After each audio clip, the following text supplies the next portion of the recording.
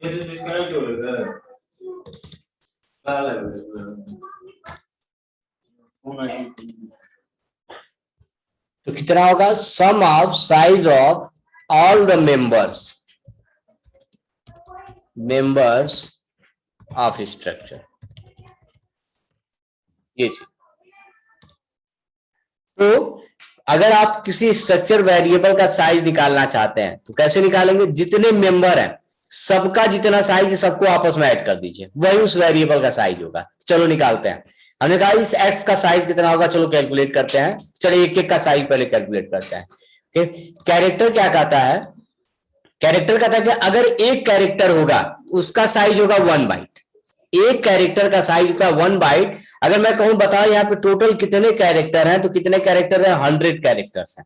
Okay, देखिए आपने size लिखा है, इसका मतलब ये कह रहा है कि कैरेक्टर और कितने कैरेक्टर, 100 कैरेक्टर। तो एक कैरेक्टर 1 बाइट का, तो 100 कैरेक्टर कितने का हो गया, 100 बाइट्स का। ओके, 100 बाइट्स का कैरेक्टर यहाँ पे साइज हो गया। ओके, इंटीजर की बात करते हैं। एक ही इंटीजर है जिसका मतलब वो होगा 2 बाइट का, 2 बाइट का।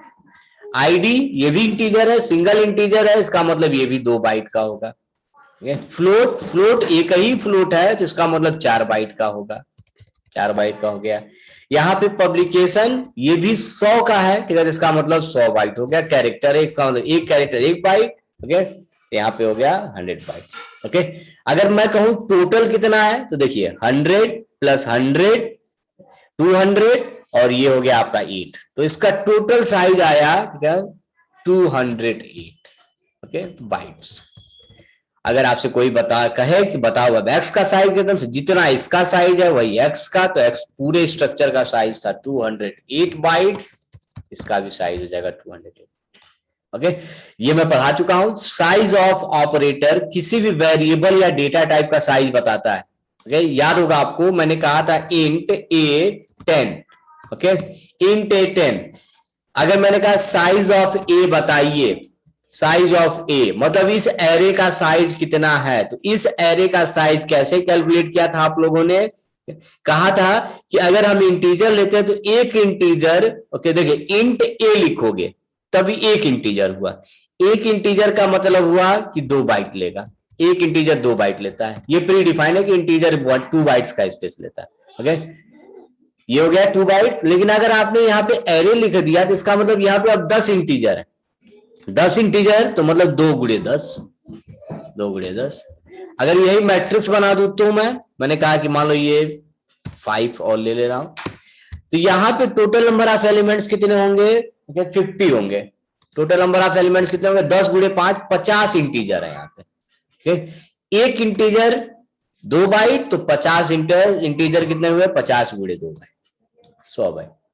तो ये चीज है। तो साइज ऑफ ऑपरेटर किसी वेरिएबल का साइज बताता है। एरे का साइज, ठीक है, डेटा टाइप इंटू जितना साइज होगा उससे मल्टीप्लाई कर दीजिए। मैट्रिक्स में देखिए कितने एलिमेंट है, उसके डेटा टाइप से उसको मल्टीप्लाई कर दीजिए। स्ट्रक्चर का साइज कैसे निकालते हैं कि जितने मेंबर हैं सबके साइज को आपस में जोड़ दीजिए, वही आपका टोटल साइज हो जाता है। देखो स्ट्रक्चर और यूनियन दोनों में यही डिफरेंस होता है। स्ट्रक्चर क्या कहता है कि मेरा जो साइज कैलकुलेट होगा वो कैसे निकालेंगे कि जितना मेंबर होगा सबको आपस में जोड़ दोगे, जो टोटल साइज होगा वही मेरा साइज हो जाएगा। ओके, लेकिन यूनियन अगर आप यही बनाते हैं, जैसे अगर हमने कहा ये यूनियन होता है, ये क्वेश्चन पूछा है ना, what is difference between structure and union, तो डिफरेंस जान लो क्या होता है। स्ट्रक्ट में जो साइज होता है वो sum of all the member size होता है, लेकिन यूनियन क्या कहता है कि मैं मेरा साइज जो होगा, जैसे अगर मैंने कहा यूनियन नाम का एक वेरिएबल बना देते हैं यूनियन एक्स, और आपसे कहे कि बताओ एक्स का साइज कितना होगा, तो कैसे निकलेगा, ये देखो क्या कहता है यूनियन कि जितने मेंबर है सबका साइज आप अलग अलग देख लीजिए। देखने के बाद मेरे पास टोटल मेमोरी कितना होगा, जो इसमें सबसे बड़ा वाला मेमोरी है वही मेरा टोटल साइज होगा। ओके, जैसे मैंने कहा ये कितना है, सब इसको मैं घटा दे रहा हूं, मान लो ये 50 कर दे रहा हूं, तो इसका साइज कितना हो जाएगा, 50 हो जाएगा, 50 हो गया।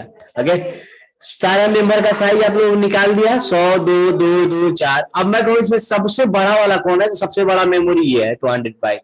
ओके, तो जो लार्जेस्ट मेमोरी स्पेस होता है ठीक है यूनियन में, ओके यूनियन में जितने मेंबर हैं उस मेंबर में जो सबसे लार्जेस्ट मेमोरी स्पेस है वही टोटल मेमोरी होता है। ओके तो साइज ऑफ यूनियन वेरिएबल कितना होता है, यूनियन वेरिएबल नॉट सम,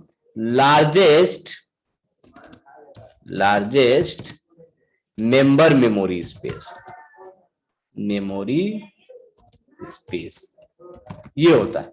अगर मैं यहां कहूं कि बताओ इस x को कितना मिला होगा तो x को 100 बाइट मिला होगा, और यही क्या है आपका लार्जेस्ट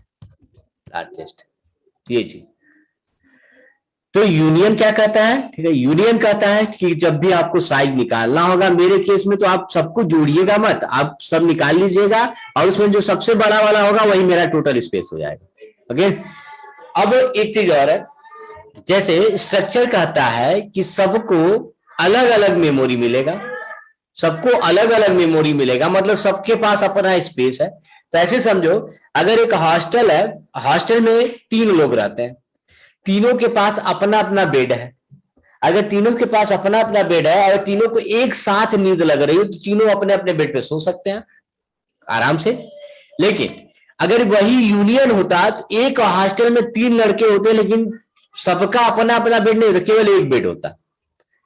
तो दिक्कत क्या होता है कि अगर तीनों को एक साथ नींद लगती है तो तीनों एक साथ यूज नहीं कर सकते हैं, आपको मजबूरी है कि एक सोएगा एक उठेगा तब दूसरा सोएगा, मतलब आपको एक के बाद एक इस्तेमाल करना है, यही दिक्कत है।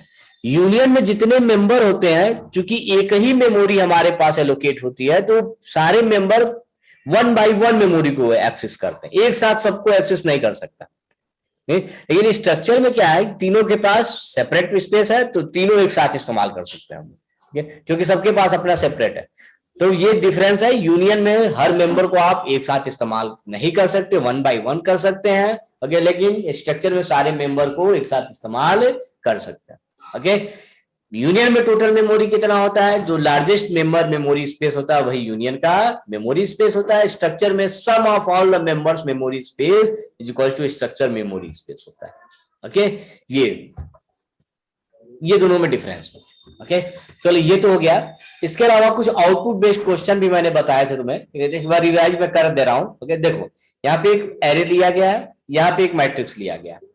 साइज आप मैंने पहले ही बताया, ठीक है, किसी भी वेरिएबल का साइज बताता है या किसी भी वैल्यू का, ठीक है, साइज बताता है, डेटा टाइप का या किसी वैल्यू का या किसी वेरिएबल का साइज बताता है। ओके अब देखो यहाँ पे लिखा गया साइज ऑफ 9.7 ये दशमलव का नंबर है, तो आप सोच रहे होंगे ये फ्लोट होगा। तो एक बात जान लीजिए, दशमलव का कोई भी नंबर अगर आपने डायरेक्ट लिखा है तो वो फ्लोट नहीं होता, वो डबल होता है।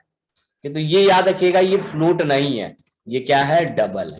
और डबल का साइज कितना होता है, 8। ठीक है इसका स्पेस आएगा, इसका मतलब इसका आंसर आएगा 8 बाइट। डबल कितना लेता है, 8 बाइट। ओके तो ये 8 बाइट आएगा। लेकिन अगर इसके आगे एल लग गया तो ठीक है, ये अब 9.7 डबल से किस में कन्वर्ट हो जाएगा, लॉन्ग डबल। ओके तो इसका मतलब हुआ कि ये ना लॉन्ग डबल है आपका। 9.7 एल मीन्स लॉन्ग डबल, और लॉन्ग डबल का मतलब हुआ 10 बाइट। ओके अगर यही एफ लगा होता तो 9.7 एफ, तब ये फ्लोट होता, तब ये क्या होता, फ्लोट। और इसे कितना मिलता, 4 बाइट मिलता। ओके ये तो हो गया ये चीज। ये देखो साइज ऑफ ए, मतलब ए का साइज 10 है, इंटीजर है तो इसका मतलब 20, तो साइज ऑफ ए कितना आएगा, 20, इसका आंसर आएगा 20। ओके एक इंटीजर 2 बाइट तो 10 इंटीजर 20 बाइट। ये बी का साइज पूछा, तो बी क्या है, मेरा मैट्रिक्स है। अब मैट्रिक्स में टोटल कितने एलिमेंट है, 5 दूनी 10, 10 एलिमेंट है, एक 10 इंटीजर है, एक इंटीजर 2 तो 10 20 का होगा, मतलब दोनों का आंसर 20। तो अगर कहूं कि इसका आंसर कितना आएगा आउटपुट, तो याद रखना क्या आएगा, 8। देखो पहला आंसर आएगा 8, ये वाला आंसर आ गया 8, फिर कामा, फिर दूसरा इंटीजर ये वाला आंसर है जो 10 है, फिर तीसरा साइज ऑफ ए 20, फिर चौथा ये आंसर आएगा 8, 10, 20, ओके ये 20 है, ये भी 20 है, ये 10 है और ये 8, ये है आंसर। ओके हाँ एक चीज और बताया था मैंने ये चीज पहले इस पे ध्यान लेते हैं कि मैंने बताया था कि कर्ली ब्रैकेट कब लगाया जाता है, कब नहीं लगाया जाता है। जैसे अगर हम इस लूप को थोड़ा सा बदल लें, जैसे हमने कहा 1 से लेके ये 20 तक जा रहा है, ओके 20 टाइम। ओके, क्या होता है फॉर के बाद सेमीकोलन अगर आपने नहीं लगाया है और मैं पूछूं इसका आउटपुट क्या आएगा, तो देखो ये लूप कितनी बार चलेगा, 20 टाइम चलेगा। देखो क्या हुआ, अगर आप फॉर के बाद कोई स्टेटमेंट लिखे हैं और आपने कर्ली ब्रैकेट लगाया है या नहीं लगाया है, दोनों में डिफरेंस समझिए। मान लो ये क्या, मैं मेन हटा ही दे रहा हूं, आप केवल इसे समझिए। आपने ये लिखा, ओके, या आपने ये लिखा,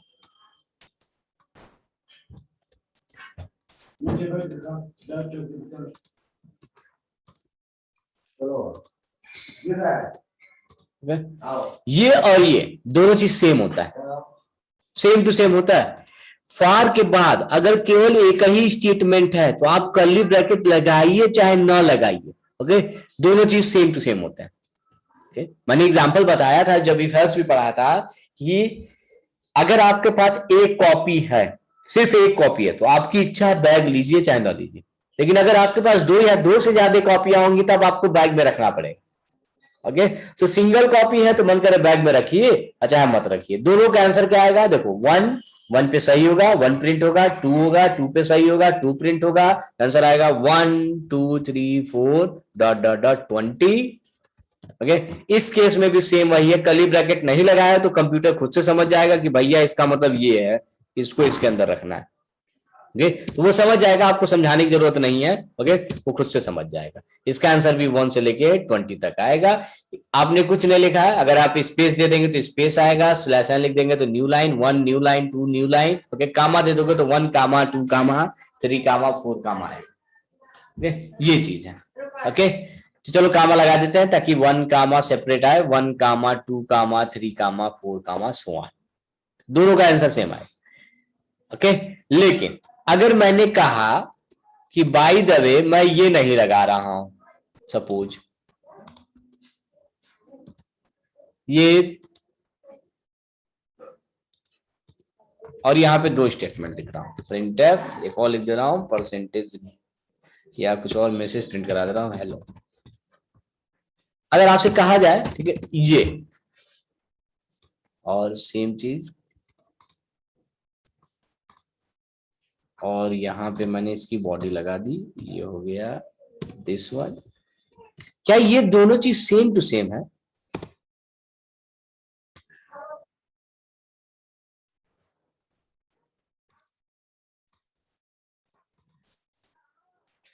क्या ये दोनों चीज सेम टू सेम है? तो नहीं, अब सेम टू सेम नहीं है। ओके, देखो एक स्टेटमेंट था तब तो सेम टू सेम था, लेकिन अगर फॉर के बाद 2 स्टेटमेंट है और कर्ली ब्रैकेट के साथ लिखे हैं और बिना कर्ली ब्रैकेट के बाद साथ लिखे हैं, ओके, तो दोनों में डिफरेंस है। क्या डिफरेंस है वो चीज समझिए। इसमें क्या है कि वो केवल पहले वाले को अपना मानेगा, ये लूप के बाहर है। अगर मैंने कहा कि इसको रीराइट करें हम, ओके, तो रीराइट करने का मतलब इसको अगर फॉर लूप कर्ली ब्रैकेट लगा के लिखता तो कैसे लिखता, उसका मतलब क्या हुआ, और मतलब यही सेम चीज है, ये चीज लिखेगा फिर से। अगर वो कर्ली ब्रैकेट लगाएगा तो कैसे लगाएगा कि केवल पहले वाले को, सिर्फ इसको अपने अंदर, अब ये दोनों चीज सेम टू सेम। ओके, लेकिन नीचे वाला अलग है। नीचे वाले में देखिए दोनों स्टेटमेंट प्रिंटफ वो लूप के अंदर ही है, और इस वाले में सिर्फ पहला स्टेटमेंट लूप के अंदर, दूसरा लूप के बाहर है। ओके, अगर मैं कहूं कि ये कितनी बार चलेगा तो ये 20 बार चलेगा, लेकिन ये कितनी बार चलेगा, ये 1 बार चलेगा। और कब चलेगा, जब इससे बाहर निकलेंगे हम लोग तो। सेम वही चीज है यहाँ पे, ये कितनी बार चलेगा, ये 20 बार चलेगा, और ये 1 बार चलेगा। कब चलेगा, जब यहां से बाहर निकलोगे तब। ओके, तो चलो अगर मैं कहूं इस केस में आउटपुट क्या आएगा, ओके, तो 1 कामा 2 कामा 3 कामा 4 डॉट डॉट डॉट कहां तक जाएगा 20। ओके, और 20 प्रिंट करने के बाद जब 21 होगा तो ये गलत होगा, बाहर निकलेगा, तब आपका आंसर आएगा हेल्प, ये आंसर आएगा। सेम यही आंसर यहां पे भी आएगा। सेम यही आंसर यहाँ पे 20 तक आएगा, उसके बाद बाहर निकलेगा तो एक बार आपका हेलो आएगा। ठीक है, लेकिन इस केस में आंसर क्या आएगा? ओके, वो चीज देखो 1 पहले ये करेगा, फिर ये करेगा, फिर ऊपर जाएगा 2, फिर 2 पे 2, फिर ये, फिर 3। तो इसका मतलब 1 hello, okay, then 2 hello, then 3 hello, ये आएगा 1 हेलो, 2 हेलो, 3 हेलो। मतलब 1 हेलो, फिर ऊपर गया, 2 हेलो, फिर ऊपर गया, 3 हेलो। ओके, स्पेस दे दोगे तो स्पेस दिख जाएगा। 1 hello space, 2 hello space, 3 hello space, dot dot dot, कहां तक जाएगा? 20 हेलो, यहां तक। ये चीज तो दोनों में डिफरेंस समझ में आया होगा आपको। ओके, क्या कह रहा था कि अगर आपने फॉर के बाद कर्ली ब्रैकेट नहीं लगाया तो केवल पहले वाले को वो अपने कर्ली ब्रैकेट के इनसाइड मानेगा, दूसरा वाला उस कर्ली ब्रैकेट के बाहर होगा। मतलब बाहर निकलेगा तब ये एक बार चलेगा, लेकिन अगर वही अंदर कर दिए तो पहले ये करेगा, फिर ये करेगा, फिर ऊपर जाएगा, फिर अगली बार ये चलेगा, फिर ये चलेगा, फिर ऊपर जाएगा। ओके, अब इसी बेसिस पे अगर बाय द वे किसी ने कहा कि मैं ये लिख रहा हूं और मैंने गलती से फॉर के बाद सेमीकोलन लगा दिया है, तो ये चीज जान लीजिए, फॉर के बाद सेमीकोलन नहीं लगना चाहिए। रूल तो यही कहता है कि फॉर के बाद सेमीकोलन नहीं लगना चाहिए, लेकिन अगर आपने लगा दिया है तो ये एरर नहीं है, ये मत सोचना ये एरर है। ओके, ये भी सही है। इसे जब सिस्टम पढ़ेगा तो कुछ इस तरह से पढ़ेगा कि फॉर आपने एक चीज लिखा है ये,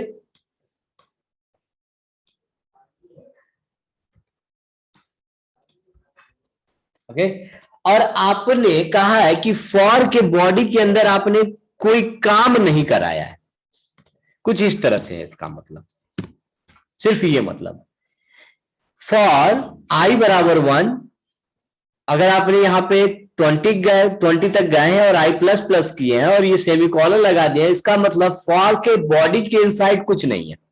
ओके, तो ये कहां है? तो ये बॉडी के आउटसाइड है। तो अगर इसे सिस्टम रीराइट करे तो रीराइट करने के बाद कुछ इस तरह से समझेगा।